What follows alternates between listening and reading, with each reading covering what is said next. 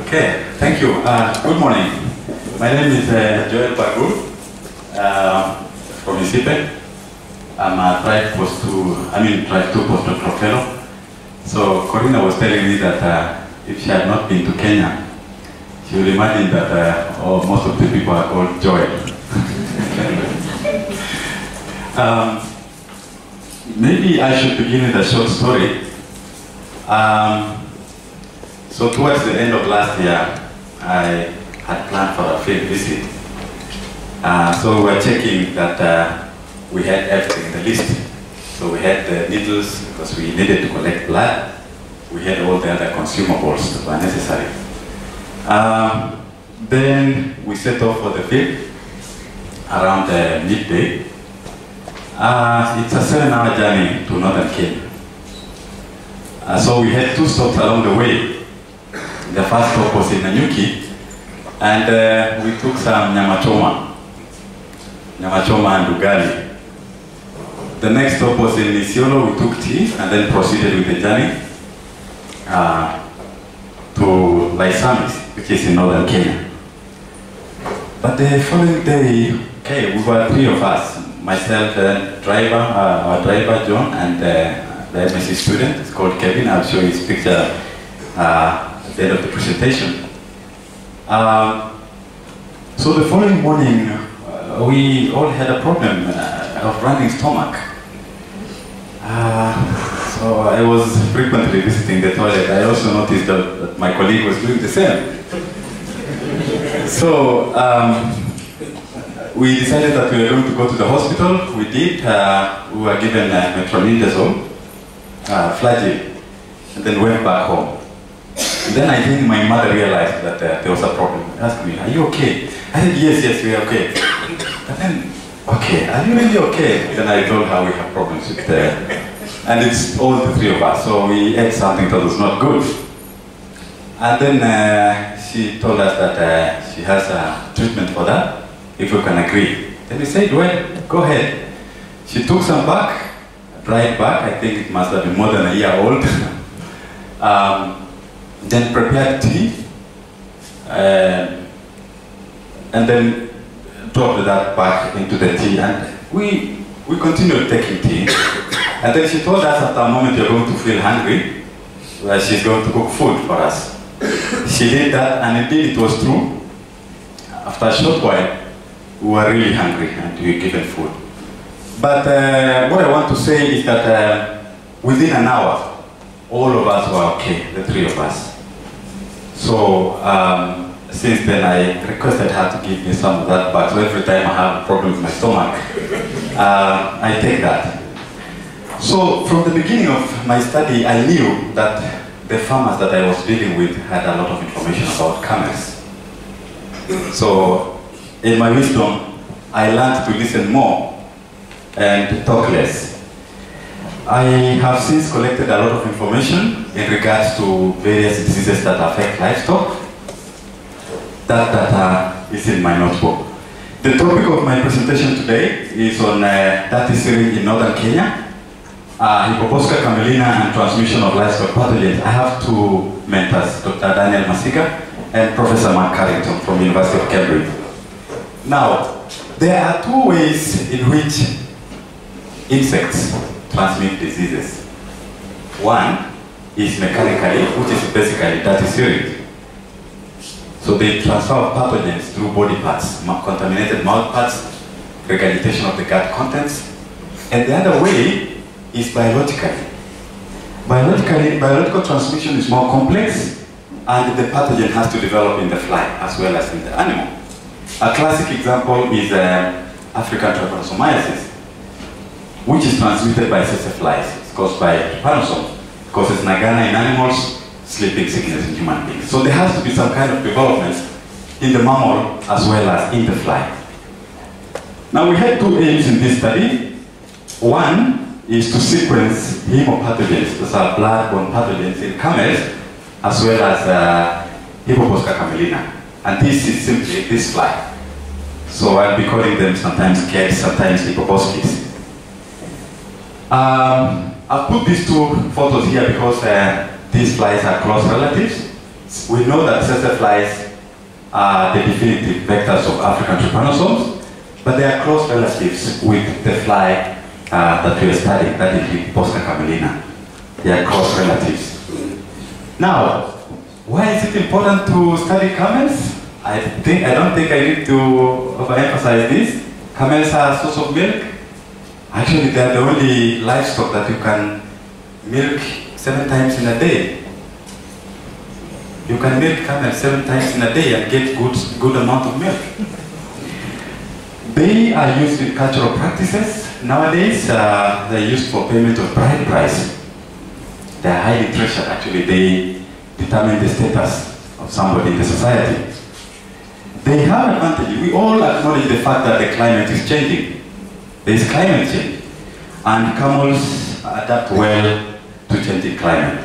In fact, most farmers are now living, they're living goats and cows, but more of them are now interested in rearing camels because they are more adapted. They can tolerate pests and diseases. There are 2 ectoparasites, 2 pests that you'll not miss on camels. One are these cats and also ticks, what Joel is studying. So sometimes you find that these flies concentrate on one region. So you find like 50 of them on one region, they're all feeding on blood. So they can contribute to anemia. So if you look at this camel, all these dots you see here, those are the flies. So sometimes you find up to 100 flies on one animal. So that is the magnified image. And you find so many of them, mostly infest the underbelly of the camel. So we did this study in northern Kenya, along rivers. So shallow wells are dug along the rivers, about 6 feet deep. And they always have water support throughout the dry season. This is some of the photos taken during the dry season and wet season. The vegetation cover is still scanty. Open water is there for a few days. And we surveyed livestock heads.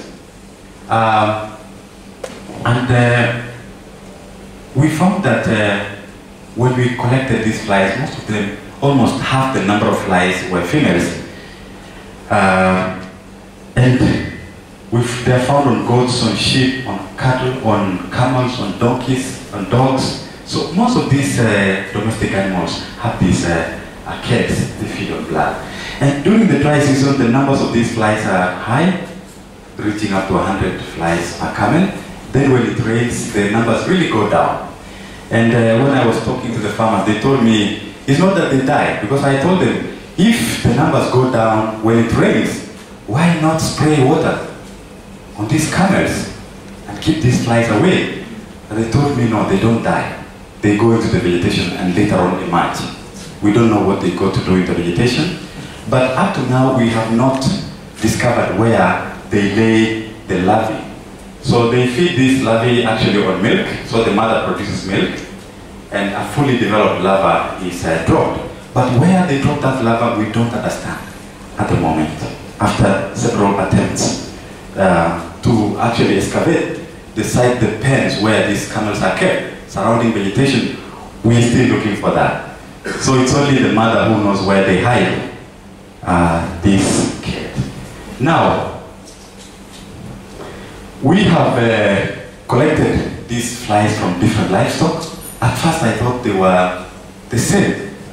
But again, when I was interacting with the farmers, they told me they're not the same. Those that infest dogs are small in size, and they don't have the same color. But it was a bit difficult to differentiate this one, Hippobosca variegata, from Hippobosca camelina. So I had to travel to Natural History Museum in London to actually identify this. And I also visited the Zoology Museum, University of Cambridge, to be able to identify the species of this fly. So, right now I'm an expert, very simple. If you look at this fly, this part here, this is called scutellum. It is brown, yellow, brown. That is the pattern. So that is only the camel fly, Hippobosca camelina. You compare it with the dog one, It's yellow. Although we were arguing about the color, I was telling the taxonomist, no, this is white. But he will tell me this is yellow, so we didn't agree on that. So for now, let's assume that it's yellow. Then for Hippobosca variegata, so it is yellow, brown, yellow, brown, yellow. So very simple to identify them. And we realized that the Hippobosca camelina is very specific to camels. Hippobosca longipennis, which is the second one, very specific for dogs. Then this other one is found on every other animal apart from camels. We checked the mean PCVs to determine the anemia. All the camels had anemia during the dry season, but during the wet season, that had normalized.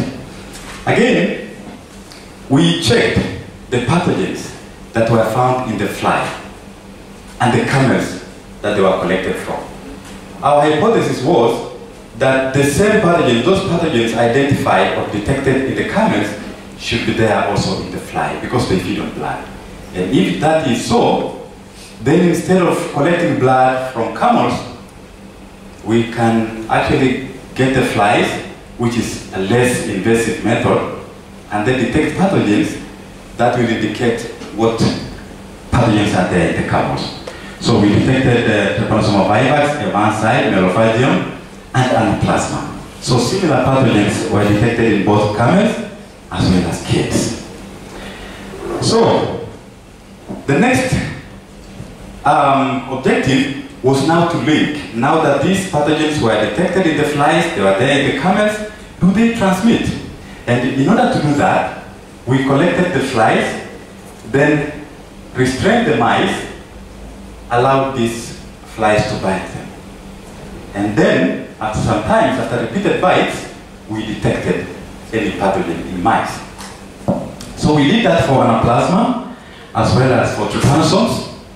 And for trypanosomes, we went ahead and infected mice so that we are sure that they were infected with trypanosomes. So place these cats on infected mice, transfer to clean ones, and then follow the clean ones, whether they pick up the infection. And for Anaplasma, we detected this in camels during dry season as well as the wet season, as well as in the cats, the camel flies that were collected from those camels, they were there always. When we allowed these cats from camels to bite mice, and we had two groups of mice, one that is healthy and another one that is another group that is immunosuppressed, both experiments conducted independently at different times, we detected infection in mice. So that tells us that indeed these cats do transmit Anaplasma from naturally infected camels to mice. We wanted to know what kind of Anaplasma species we are dealing with, and it is similar to what was recently reported in Morocco, as well as in Saudi Arabia. So we wanted to be sure that these cats actually feed, and indeed 60% of them feed on mice. And when we fed them on mice, some that were infected, they acquired the infection, and the trypanosomes could survive in the milk of the fly for up to 7 hours. That is enough time to allow for mechanical transmission through regurgitation, if at all that happens. Now, we had about 19 mice, and when we detected the trypanosomes in them, we didn't find. We exposed these cats only 7 times, and because there is high prevalence of trypanosomes in cats as well as in mice, we still believe that our sample size was small. So the next step, which is actually the only experiment that is now remaining for that we had proposed, is to repeat using a high number of mice, about 200 mice, include rabbits as well as rats. Then increase the frequency of feeding.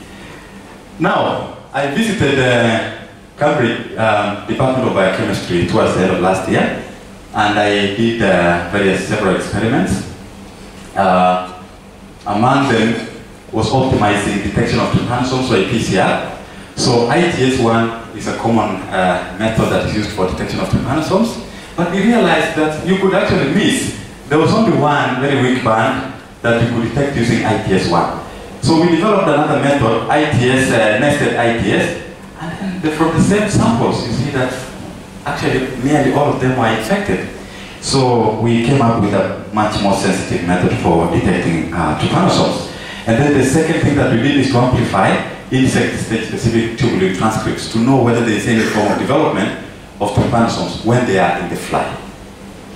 We also wrote a successful GCRF grant. And comparing different markers, I came to continue with this event. We had different gene targets, 18S28S, ITS1, nested ITS1, tubulin. And one thing that is clear here is that when you use tubulin, you actually do not do any, you do not detect any trypanosomes. You nest it. Look at this, 7%, 4%. Now, comparing between tubulin and ITS, we also noticed that different markers have different strengths. For example, this nested tubulin had more strength in detecting trypanosome, whereas ITS is more sensitive to trypanosomal vivax. So we actually are writing a manuscript. We show that the best marker combination for detecting African trypanosomes is combining 18S, nested ITS, and nested tubulin. And the interesting thing is that now we have developed a method that could differentiate between Trypanosoma brucei as well as Trypanosoma evansii. Trypanosoma evansii is a subspecies of brucei. Now, it is very common to find farmers staying near dogs as well as livestock, and that increases the risk of pathogen transmission. And Anaplasma platys actually has been reported in dogs as well as in humans, as well as in camels. I conclude by saying that we report for the first time two emerging pathogens in Kenyan camels, Candidatus anaplasma camelii and Candidatus ehrlichia regneri. We also report for the first time the role of camel case as vectors of zoonosis. We can use cats for xenodiagnosis. And nested PCR HRN is sensitive for detection of trypanosomes. I do community public engagement. In terms of capacity building, Kevin Kidambasi is an MSc student nearly completing his project now. And then Ruth Angela came to our lab, trained as an intern. We currently have two other interns who are training under this TRIVE program. And I'm co-supervising 3 other MSc students and 2 PhD students. Thank you very much.